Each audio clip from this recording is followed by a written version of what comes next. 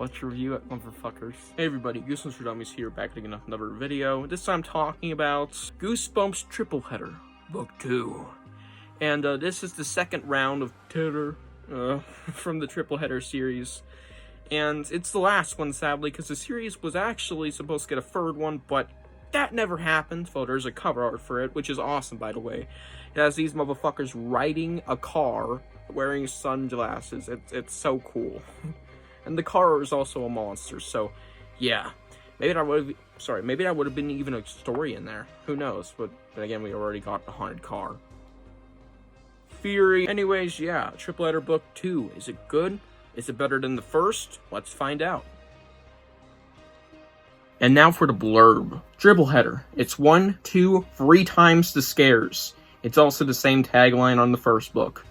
Lack of creativity aside, it's the story of a fortune teller and a magic spell so dangerous, it will make you fear the future. It's a story of 2 rotting Egyptian mummies, with the faces meant to scare you to death. It's a story of a strange school filled with students who have monstrous appetites. It's a story of the all-new Goosebumps Series 2000 fan club. Yeah. So, this book I actually don't prefer over the first one. And why I'm using the word prefer, because these have the exact same rating. These books are very much on par with each other when I read them. And I read them almost back to back. They were in the same month at least. I read a couple books between them, I do think, though. And these are literally on par with each other. I think they're both equally as good as each other. Almost. It just comes down to preparation, and on my ranking scale, I put this one a decent amount of places below it, but it's still in the 8 out of 10 section. So yeah, that's how my rankings work, by the way. Whenever you see my Giga Can't Say the Second Word Goosebumps ranking, that's how it's going to be ranked. Teaser, I guess. Anyways, let's move on to what I liked about the book. So what did I like about Triple Header Book 2? Well, there were actually only 2 stories this time around that I actually found to be good enough to be on the Upside segment. The other one, The Mummy with My Face, just telling you directly which one it is not on this part of the ranking, or sorry, the review. So, skip to downsides, you want to see that one. If not, stick around, because we're going to talk about the prologue. It was pretty much the same as the first one. It was pretty good. I really liked it. I liked the character Slim, Lefty, and Righty. Don't talk about the prologue. Let's talk about the actual fucking stories that I liked here. Starting off with the revenge. The revenge! The revenge! Is it doing anything for you? Is it a good title? Fuck no. Yeah, The Revenge, probably the worst title in all of Goosebumps. And God, for fucking sake, I thought Night of the Living Mummy was bad. I hate that title. I think it's stupid. Goblin Monday people hate. The new title for the new Goosebumps House of Shivers book, though it's creative, it makes no fucking sense. I'm sure it's gonna have nothing to do with the book. It's called, Say My Name, Say My Name. Yeah, this has everything to do with the story, but it's just a bland-ass title. Little ramble session out of the way. It doesn't really affect my opinion on the story, because the story is actually fantastic. So, I don't know if this is just a personal thing, but I really fucking like the astral projection aspect from it here, and this is my biggest compliment to this story. I thought it was really cool, and I thought the ghostwriters were really cooking with that, but not the title, however. Enough of that, though. The astral projection thing has a certain element that makes it a huge threat to the main character, and may or may not involve him turning into ghosts, but with a time limit, and if that time limit maybe exceeds the time it's supposed to run, this person may or may not. Yeah. So, it is a huge threat, and also, this story is pretty similar to a Ghost of Fear Street book, I believe, book 14. I literally have 4 copies of it on the shelf. It's a very common one. I think it's Body Snatchers or Switchers from Outer Space. Yeah, that's a great book, by the way. It's pretty much the same score as this one, because I like switching body stories if they're done in a great fashion like this. There's a real threat here, and that's this character has a time limit, and it's pretty crazy. And I like all the stuff that happens. I like how she gets it with this magic element, this creepy, I'm sorry, but fat lady. I mean, I have every right to speak, alright? Yeah, so yeah, it's a very good fucking story, and a lot of great stuff thrown in there, and I really like the climax of it, too. It's a good revenge story at that, as well. And yeah, the fret in there was just the biggest highlight of that. If I had to ramble on about that, it's like me with the gray rolled in Haunted School. Anyways, the other story here, however, that I really liked was, I forgot the name of it already, Ghoul School. Sorry. Ghoul School is literally, and I mean very much literally, zombie school. Yeah. Well, sorry, why I quit zombie school, to be very specific.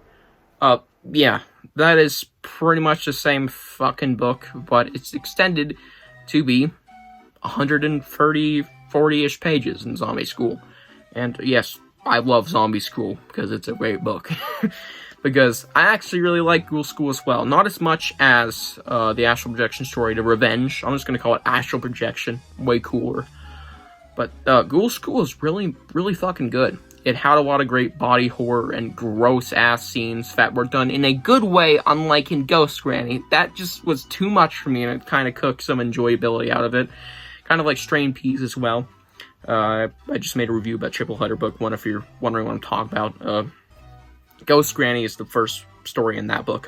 Go watch my review, alright? Self-promotion. My channel, fuck off. Anyways. This story, Ghoul School, which is the first one of the book, by the way, there's a lot of creepy things. Like I mentioned, these kids are horrifying, and there's a lot of stakes here once again, and it's very similar to Zombie School because, sorry, why I quit Zombie School, I'm gonna be specific here. This kid has to hide his true identity. He's a fucking human in a school filled with monstrous characters. And even the teachers are monsters here, so he is not safe. He can't even talk to trusted adults.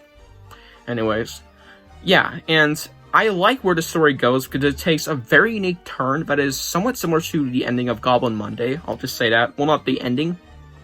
Kind of. It is similar to the climax and events that happen at the end of Goblin Monday, or there may or may not be some authority involved. It has a really dark ending, too. So, yeah, I really liked this story. I thought it was really good. And I really recommend those two stories in this one. I thought they were actually better than probably Ghost Granny, and almost better than Wheel of Fortune. Sorry, Spin the Wheel of Horror from the first Triple Header book. But, however, this next story, it kind of falls in the same place where the final story did in Triple Header Book 1, where I didn't really like it as much as the others, but this one has some bigger issues. So what did I not like about The Mummy with My Face? Because that's the only other thing we have to mention. Well, The Mummy with My Face is the story about two kids who get taken to some ancient Egyptian, kind of like display or something, and when they're looking around, they're taken out back or to an area that is yet to be opened by a guy who wants to show it to him, like to kind of give them exclusive access, to kind of get their opinions on it. And it may or may not result in some very interesting events. They see Egyptian hieroglyphics or paintings on the wall that may or may not be of a boy and a girl who may or may not share the faces of them. Yeah. And it leads into them falling down somewhere and finding a room full of sarcophaguses and a bunch of mummies coming out. And up to that point, it was a really good story, to be fair. Thought it was a decent mummy story. It didn't do anything wrong yet, and it was scary and had a good mystery. But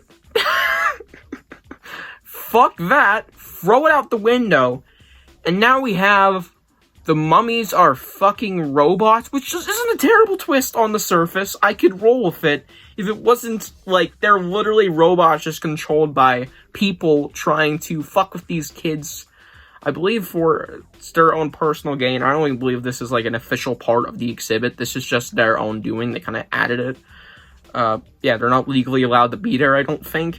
And yeah, this is all done for their own personal gain for something. I think of money or some shit. Or to maybe open their own, like, ride or some shit. I can't remember what it was because the story is a bit forgettable. Not a lot really happens, to be fair. Yeah, it just leads into a very Scooby-Doo-esque twist that I just not like. And it kind of ruined the story for me since none of it really was really happening. The mummies were all fake. The Mummy with My Face shit meant absolutely nothing by the end. It's just them wanting to make the experience more personal, which is kind of cool, but still wasn't a big fan of the story by the end. And the ending isn't that great. The opening is also a little bit rough, kind of getting the kids to where they are and why they're at the museum, but whatever.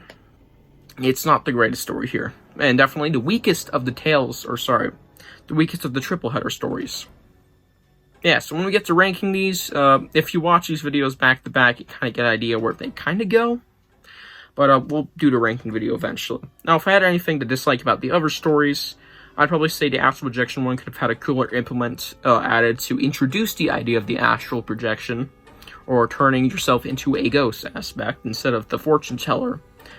But that's a little just a nitpick, since I really like that story.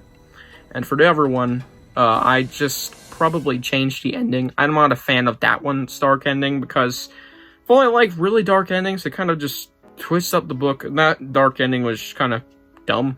Kind of didn't need to be thrown in there. It's just kind of like those endings, like, why? Yeah. So, yeah, that's really what I'd change about those two stories. But, well, rather dislike about them. But more of those are just nitpicks. This one just has a huge issue where its ending completely fucks the whole story. And as you're kind of noticing, I don't like the endings of some of these stories. So, yeah, I guess this book has some of the weaker endings of the triple headers. And, yeah, let's move on to my rating now. 2 really great stories versus 1 mediocre story. I'm going to give this book an 8 out of 10, just like the last triple header. So, yeah, triple header book 2, literally the same score as the first one, only this one's lower in my ranking, just by maybe 10 or 12 placements, because there's a bunch of books in between them that I think I prefer over this one, but not over triple header book 1. Yeah, so triple header book 1, if you want more accurate, it's a high 8 out of 10, this is a low 8 out of 10. And yeah, I liked 2 of the stories in here a lot. I think they were really good, and I think they were both better than Ghost Granny, but I don't know if any of them are better than Spin the Wheel of Horror, because that's a really good story. Holy fuck. Probably the scariest one out of those, I'll say. Out of these stories, Spin the Wheel of Horror is probably the scariest. And yeah, I wasn't a big fan of the third story in this one, like I was in the last one, only the last one I actually still really liked it and gave it a 7.5. Well, spoiler, but that was Teenage Sponge Boys from Outer Space. I even said that once this whole video. Teenage Sponge Boys from Outer Space. I said every story name but that. God damn. But this one, Mummy with My Face. Yeah, definitely the weakest of all these. And to give exact ratings for each ones, I'd give probably the first story, Ghoul School, an 8.5 out of 10. I'd probably give the Astral Projection story, The Revenge, probably a 9 out of 10, or maybe a 9.5. That one was fucking awesome. And I'd give this story probably like a 5.5 to a 6 out of 10. I'll land on 5.5. It is really ruined by that bad ending. Yeah, that's going to do it for this book review. I hope you guys enjoyed. Tell me what you think about all these stories below. If you want to leave a ranking for me below, so I can kind of see what you guys think about these stories and ranked, yeah, go ahead. And yeah, hope you guys enjoyed, and I'll see you guys in the next one, which should be a Hall of Horrors ranking, so stay tuned. Astral Projection.